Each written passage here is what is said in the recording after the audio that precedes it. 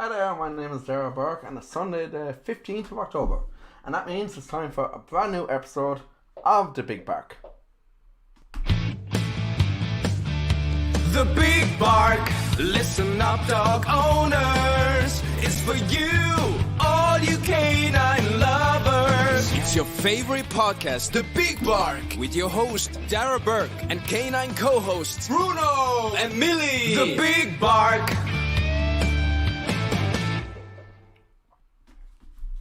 Welcome back to another episode of The Big Bark, the show that is barking mad about your dog, where we discuss the hottest topics from the canine world, meet with canine professionals and chat to dog owners about the bonds that make a dog man's best friend. Joining me as always are my canine co-hosts Bruno and Millie. I'm joined virtually by Marcus from Next Life Urns, and we'll be joined a little later on by Dr. Tim Kirby from petbond.ie to talk about the effects of losing a pet and what that can mean for our mental health and our well-being. We'll be doing our Q&A with questions as always sent in by our followers. Marcus will be telling us a bit about his solution from Next Life Urns, which is a fitting memorial for your pet. So let's get kicked off and let's welcome Marcus first of all to the show. Marcus, welcome to The Big Bark. Cheers, thank you very much for having me, Darragh. Really appreciate the opportunity. No problem at all. So Marcus, let's give you the spotlight for a small bit there. Go ahead and tell us about what it is you do and what you'll be chatting about this evening. So basically, my partner and I, we've come up with a great idea to memorialize your pet. We've created a living memorial that turns your pet's ashes into a tree or plant of your choice. So basically, instead of just, getting the traditional means of getting your urn back and having it sit on a shelf or something like that, we allow you to watch your pet's ashes grow into a new life. Fantastic. And Marcus, how did you come up with this idea? So the story is actually a little bit sad, unfortunately. 6 months ago today, that's actually why my partner isn't joining us. He lost his mum, and he was in the graveyard and he saw the tombstone, and he thought about there must be a better way to memorialize, your loved ones. So he came up with this idea, and obviously asked me to hop on board, and I did. And basically we thought, why not be able to grow your pet's ashes into a tree? And so Next Life Urns was created. Fantastic. And obviously that's a very sad story and but something positive has really come out of that. And how has it been going for you so far? I mean, it's been going very well. I mean, a lot of time, a lot of effort. In the beginning, we were like, I remember a few months ago when we started it all up, we were like, oh, this is great. Literally now in a week or two, we'll have the website up and running. And little did we know that there's so much more going into starting a business. It's the first business that we started together, or started either by ourselves. And a lot of stuff, a lot of curveballs thrown our way and stuff like that. But I guess that's all part of the fun of starting a business. So, I mean, so far the feedback has been great from customers and people who have found out about our product. So things are going really well, thank God. Really appreciate all the support that our followers and people are giving us. So it's doing pretty well so far. That's great. And tell me from your own experience, has it personally happened to you? Have you actually had the awful experience of losing a pet? Yeah, just last Christmas, towards the end of the Christmas, I think it was December 29th or so, around there, my cat that I had for about 14 years, she unfortunately got cancer, and it spread really, really fast, and within a matter of a week or so, she was unfit, and unfortunately she had to be put down in the vets. So yeah, and I guess that was another motivating factor of why I took this product and this idea to such heart, because I mean, we have her ashes back and they're just sitting in an urn on the shelves, and I just put it one and one together and saying, imagine being able to grow her into a tree and re-watch her grow. So yeah, unfortunately I think it's one of the toughest things about owning a pet, knowing that inevitably, I mean, anything can happen. So brilliant. And I'm gonna bring in Dr. Tim Kirby here from petbond.ie. Tim has been on with us a number of times before. So Tim, welcome back to the Big Bark. Delighted to have you on again. You too, Dara. Good to see you. And apologies, Dara. Just yet again another technical challenge for me here. Sure. Come here, look, I'm used to those by now at this stage, Tim. Tim, we're talking about losing a pet, and I know myself and yourself touched on this during a mental health episode last year. From a veterinary standpoint, like, you must see the grief that people go through on a constant basis when they'd be euthanizing their pets. Oh, absolutely, Dara. You know, it's really, I suppose, the one time you really get a true insight into the person themselves and the emotions. And what it really does show, Gary, is the bond that people have with their pets and the relationship that they build up over time. You know, it's one of friendship, it's one of trust, it's one of dependency a lot of the time as well. And I suppose when you're presented in that scenario, and often it's a very difficult decision for the person to make, number one, to euthanize their pet. Sometimes it's due to old age. It could be due to a veterinary condition or a medical condition where we have to offer the person that option, really, that it is time to euthanize their animal. It's a really difficult time for them. There's, as I said, the emotion of losing the pet and all those thoughts going through their head as well. And, you know, you're asking them to make a rational decision, you know, at a very, very tough time for them. So it's one of the most challenging times in many ways for a star as well. But I would always say to people that it's one of the great privileges of being a vet, that you're there with people when they're making such an important decision and you can actually help them through it. So, you know, I can, as a dog owner myself, as a vet who's been there endless number of times with people, it's certainly a challenge, and it certainly doesn't get any easier for people, that's for sure.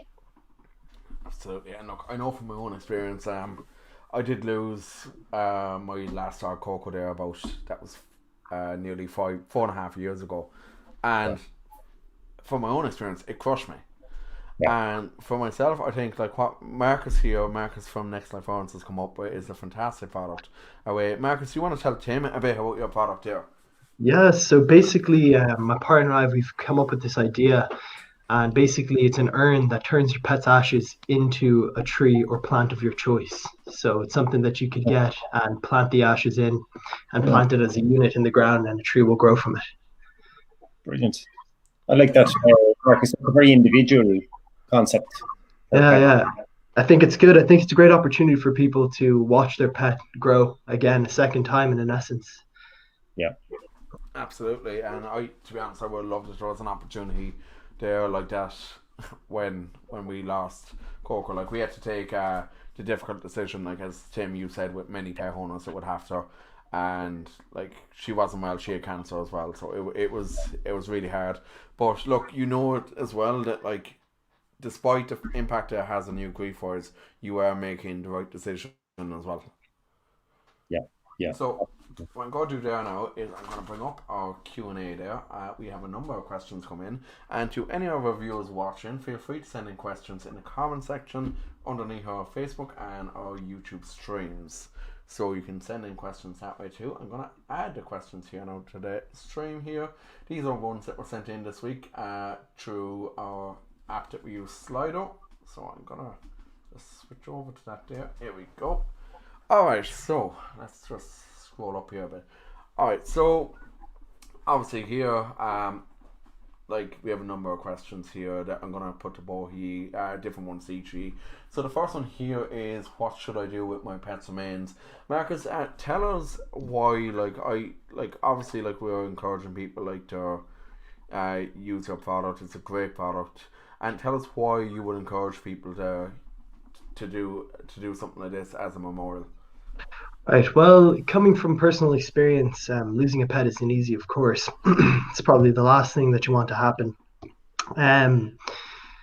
Well, I mean, from a personal experience, I have ashes sitting on a shelf as well at home. And I mean, yes, I feel a certain sense of connection towards them and stuff like that. But I do feel that being able to watch them grow into a living tree in your backyard or in your front yard or something, or a plant or somewhere that you can see it every day, I feel like you'd be more connected to it. You know, anytime, oh yeah, that's Max's tree there, that's where Max is and stuff like that. You know, I think it enables people to watch their pet grow for a second time. Fantastic. Tim, I'm going to put the next one to you there. Was euthanizing my pet the right thing to do? I was told he was in pain, so my gut says yes, but the look in his eyes broke my heart as he passed. Yeah, that's actually a very, very common real life scenario, Dara. So for this viewer, they're certainly not in their own, and it's something that we're presented with literally every day of the week, where we have to make the decision on behalf of the pet. And as I said, it's a very important decision to make. And what we do is we use all the information, we use the best science, we use the best techniques available to give us that informed decision. And again, we have, I suppose, that unique opportunity on behalf of pets to make that decision for them on humane and welfare grounds, whereas for humans, we don't, essentially, in the greater picture in life. So even though it is very difficult for people to do it, we have to be cognizant of the fact that if dogs are in pain and there isn't an opportunity to recover, then in the best interests of that animal, that is the correct decision, provided you have no other options of treatment and the dog's quality of life is being detrimentally affected. So as tough as it is at times, it is the right decision, and people need to trust that all the information is being used in the right way to the benefit of the pet for such an important decision. So for this person, over time, they will realize that, yes, I did make the right decision at that time. Very good, Tim. That's great information there. So the next one that I have here is, this is one here. Does the sadness ever leave you? Now, I think that's a question I suppose that all of us could probably answer. Like, I know for myself, the answer is no. But I've taken, I suppose, I've taken solace in like the fact I do have my own, like my other two dogs here now as well. I'll never forget my last dog, Coco. The joy and everything that she brought into my life was unreal. What about Marcus? What about you? What do you think? Personally, I don't think that it ever leaves, to be honest. I mean, obviously you've spent a lot of time and you're very attached to, your companion as an animal or a pet. I do believe that over time, though, I think you should really be focusing on thinking of all the good times, all the things that the pet brought you, happiness, unconditional love. And I think that you should dwell on the positives rather than the negatives. I mean, it is the circle of life. Everybody has their time to come. So, I mean, I think if you think about the positives and stuff like that, it really does help. But I do definitely think that the sadness does stay with you, but it just depends on how much. Very true. Tim? Absolutely, Derry. I mean, certainly I don't think it ever leaves you, but I do think it changes over time.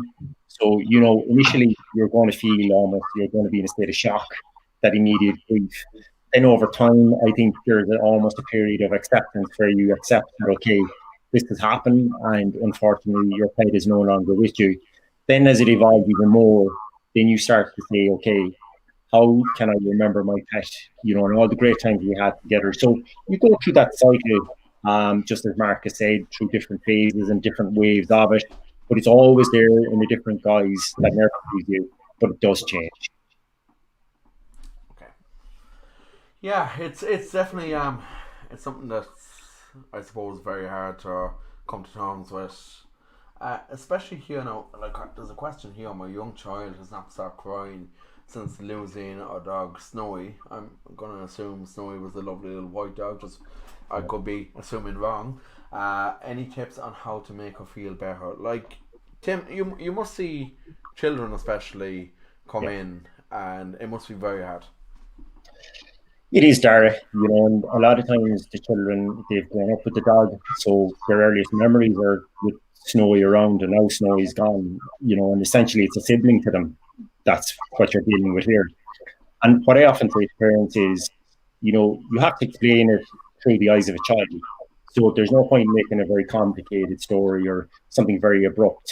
This is something that has to be continuous in the child's imagination so that they process it over time. So you don't tell them, that, okay, Snowy's gone and Snowy doesn't exist ever again. You tell them a story that Snowy's gone into another chapter in life where she's gone somewhere else at the moment and she's going to be very, very happy there as well. And, build a whole narrative around that. And, it's a positive transition into the next phase of her life, really, because that's how children are going to understand it. So, they obviously know that Snowy isn't around, but you have to explain to them where she's gone to in a very meaningful way is the key here. And again, it's how you communicate that in language that children understand, and children understand stories. And that's often the best way I say to parents, okay, get it straight in your head. How are you going to break the news in a story form to your child? And that seems to be the best way that we deal with it. Yeah, that sounds very good, Tim. Yeah, like, look, that actually reminds me of a story, like, of even when I did lose Cork myself. There was very, very good friends of mine. I want to give a shout out, actually, Marshall and Colum.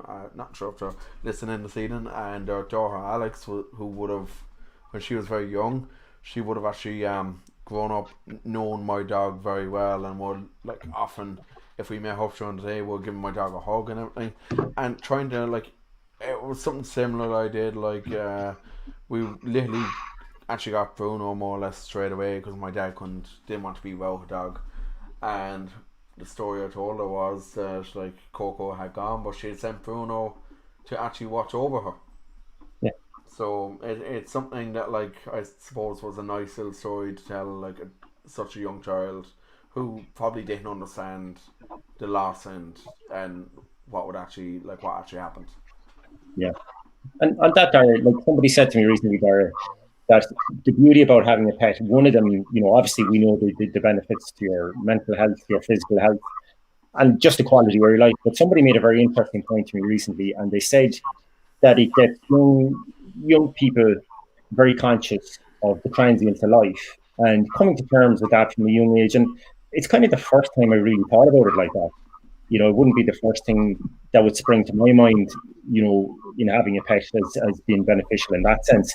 But it does, I suppose, in a way, it does expose you to grief, to loss, to, coping with that, to, continuing on the different phases that come, as we said earlier as well. And, it certainly does prepare people. And from a lot of people we would see coming into us, who have lost pets in the past, they would always say that going through that experience, as sad as it was, did prepare them for other events, with loss and tragedy in life as well, and particularly, with further pets as well. So again, it's that emotional roller coaster it brings you through as well.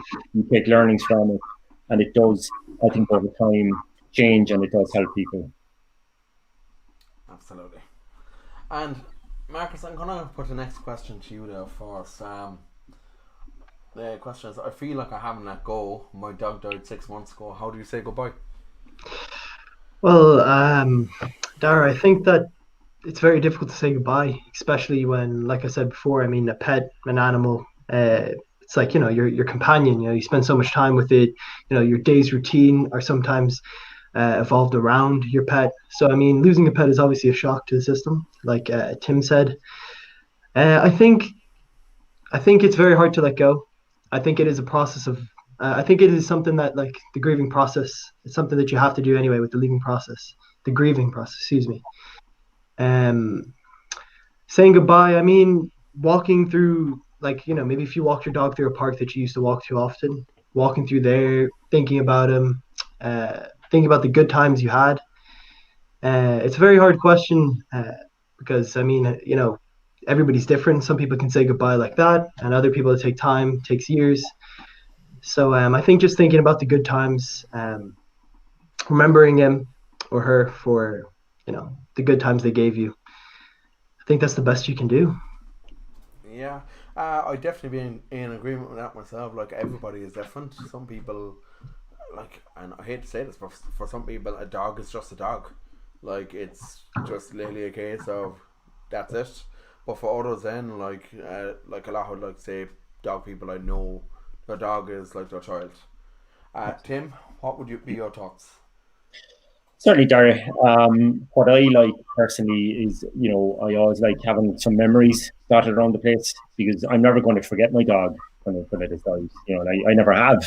So I'd always even put a little thing in a clearing, or we'd have something around. And certainly with ashes as well, I love the idea of having an urn with the ashes in it. And a friend told me recently, when they moved to the US, their dog had died 4 years previously, and they sent a picture of their new house. They were in Arizona, and right up in the mantelpiece there was a little urn, and I said, I could see it on the Zoom call, and I said, "What's that?" And they brought me through the whole storyline, and they said, "Isn't that the beauty?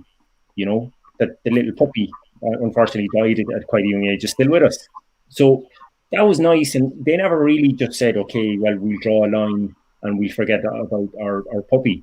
They went through the different stages of grief, but the puppy was always with them, and it was a very visual thing for those people as well.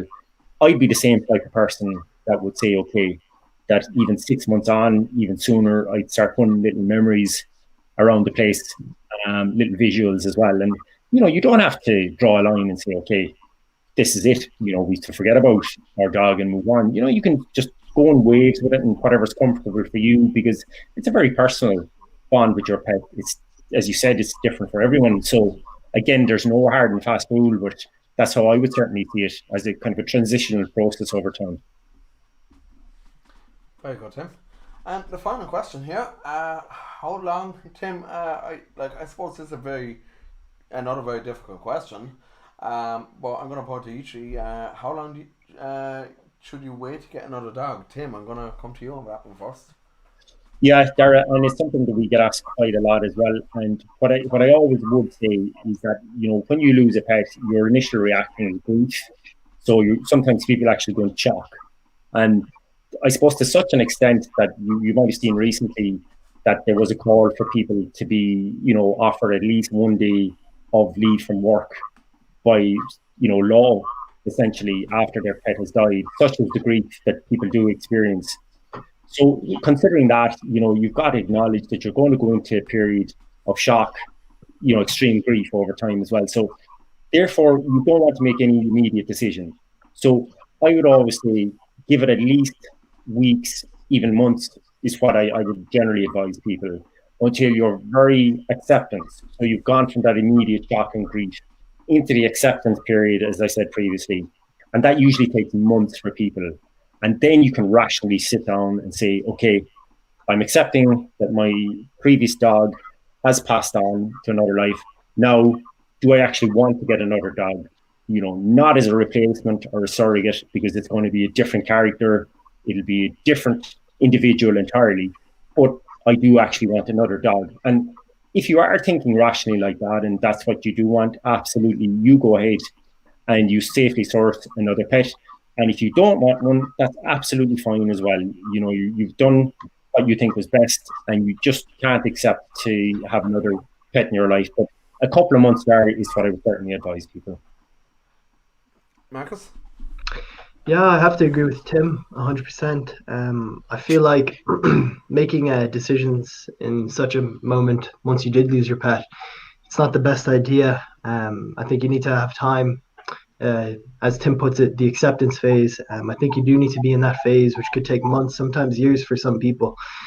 So I definitely think that it definitely needs to be a while. I think you need to give it some thought, because obviously no two dogs are the same. So, you might be hoping to get a new dog that will replace your old, but that's not how it works. So, yeah. Yeah, and you know what? Just to weigh in on that myself, I've been in agreement with both of you. In our case, when after Coco actually passed away, my dad, as I said, Dad used to take her for walks and everything, and used to just love the companionship during the day with her. So what Dad actually did was the following day, he actually didn't even wait a week or 2 weeks. He actually went and he got Bruno the following day. He drove up to I think it was up near Lochray that he got him. From a really nice family up there. He got to meet both the parents of the dogs, which Tim, from being with petbond, is for yourself, you'd agree, is always important. Absolutely. And it's weird because for me, the first, I suppose, few days especially, I found it very hard to bond with Bruno because I was still grieving, and it actually happened, but probably close to a week later, Bruno was only 10 weeks old, I think, and he decided he was going to be adventurous, and he jumped off the couch, and he landed right down on top of his leg. So I was this was early in the morning, I was still in bed, and all of a sudden I just hear the yelping coming from the sitting room. So that was actually for me. I think even then, like I started to bond with him. Then I literally just took him into my arms, like, and luckily nothing was broken. He was in a bit of a sling for a few days, but he was up and about in no time. But it taught him not to jump off the couch again. But I think for me, like that's when we started bonding, and like it is different for everyone. But like I never saw him as a replacement for Coco, but my life is like it wouldn't be what it's like now without my dogs, and I can tell you that much. And it's so true, Barry. Like, part of it as well, you're saying your dad, he got a dog the day after, and people, should understand that bond you have with your pet, like, even though it's the companionship, but there's a chemical reason for that as well, because your dad associated, his dog with walking, physical exercise, mentally happy as well. So he's getting all the oxytocins, he's getting serotonin, he's getting all the good chemicals released into his body from his brain, and that almost becomes addictive, just like any other positive stimulus is to humans. So if you take away something positive like that, and your body and your physiology has adapted over time to that, it's not going to get it again as soon as it can. So some people are ready to go, as you rightly said, that your dad was, to go and get another dog, and then he's able to bond with it very closely, and that whole process continues on. So that's where, again, we're different as individuals. Whereas one person could take months, one person could be one day, and that's just the beauty of people with pets. Everybody's so different, and we're all looking for the same thing at the same time. Exactly.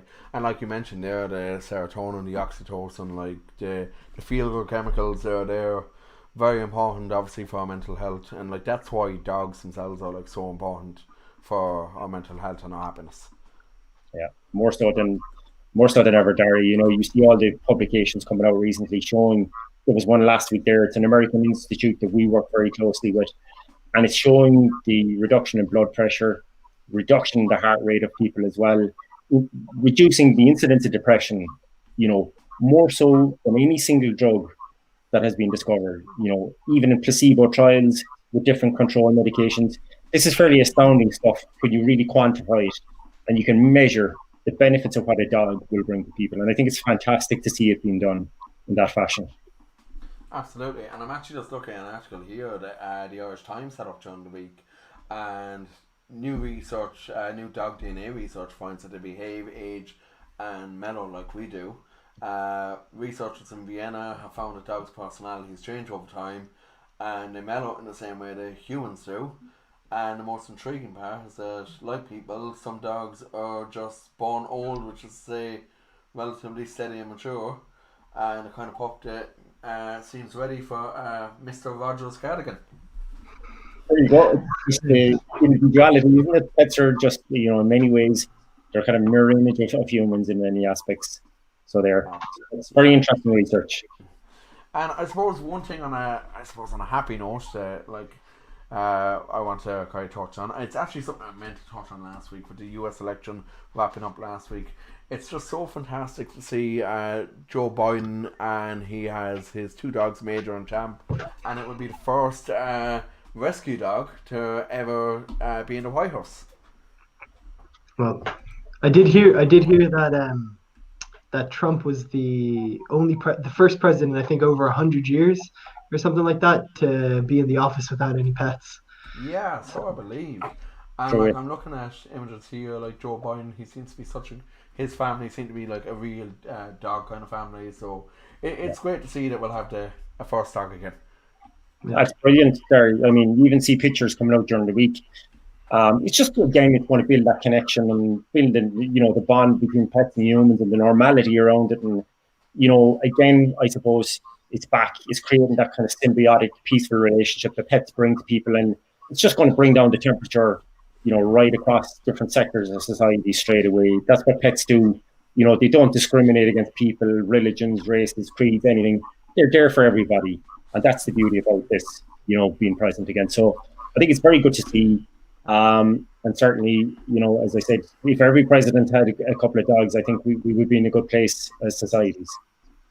Yeah, and like you even look at our own president, look at Michael D, like, and how sad it was to see, like, when we talked about loss, to see the loss of Show there a few months back, and like a dog that like was everywhere, and a dog that constantly interrupted state functions and just ready for a belly rub. Just it shows you like at that high level, even like there are people too, and that they bond with like animals the same way everyone else does. They do, Darren. That's it. And they connect people regardless of your status in society or who you are. At the end of the day, we're all just people, regardless of what we think in our own heads or what we think other people think of us. And dogs bring you back down to reality very, very quickly, and that's the good thing. That's what certainly society needs more and more. They let you know who's boss anyway, I'll tell you that much. Okay, so I want to move on. We're nearly out of time for the show.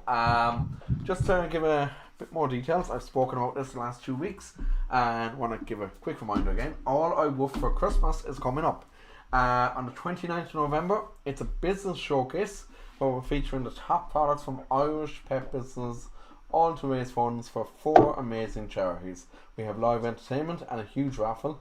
There'll be product demonstrations.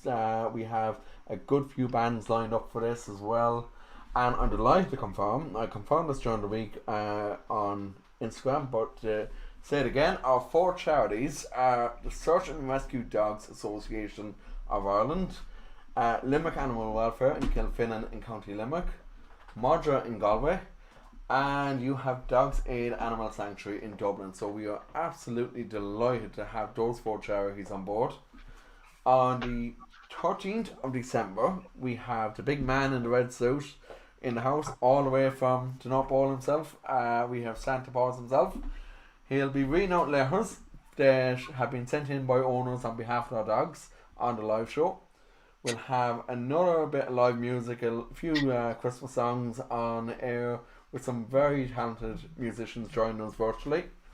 And we'll have more prizes to be given away as well. So we've already seen a huge interest in the All Over for Christmas and in the Santa Claus show that we're actually doing Santa Claus virtual visits on the 12th and 13th of December. Tickets for that are available for €8 for one dog or €12 for 2 or more dogs, and those are available as well as the raffle tickets for All Over for Christmas. Right now, head on over to christmas.thebigbark.ie, and then on the 20th of December we'll be wrapping things up with some Christmas entertainment, live music, and we'll be inviting back some of our guests as well from the season. Lads, would love to have you on. Thank you very much.